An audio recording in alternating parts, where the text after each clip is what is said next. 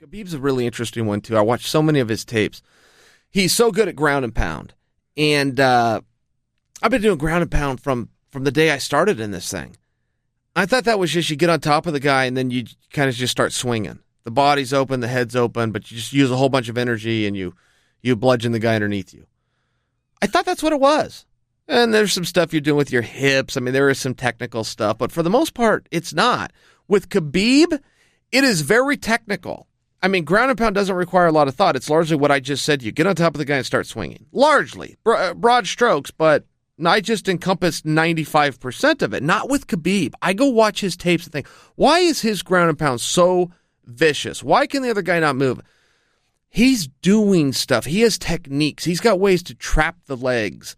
You know, if I wish this was on video and I could show it to you, bring up a big screen and hit pause. But I have learned things from watching him. He will trap one leg and then posture in a certain way where it pins the opponent so then he can strike and shuts down the guy's defense. He's very innovative in that way.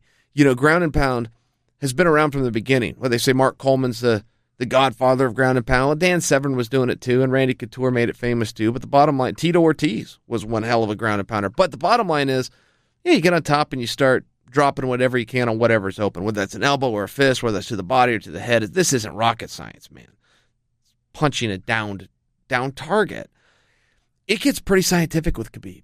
I mean, he does some stuff there that nobody else has done, and I think that a lot of fighters might even miss it, myself included, until I finally go, you know what, enough's enough. I've seen enough of this guy on top, ragdolling guys. I'm going to spend some time figuring out what does he do that I don't. What does he do that other guys don't? But what does he do specifically for me so I can learn? And sure enough, I did. There is things that he does, and it's not with his upper body. If you focus on his upper body, which is what's landing the strikes, landing the blows, you're going to miss it. You got to focus on his lower body. That's where he's trapping and pinning guys. Just go back to the Barboza fight. He had ways to trap Barboza where he was absolutely stuck. And from a technical standpoint, the fact that Khabib learned techniques for something as loose and wild open as ground and pound, I thought was pretty fascinating. I became better from watching him. And I thought I would just offer that to him. I mean, he's a special talent. He's not just throwing guys down and beating them up. There's more to it. There's more to it with Khabib.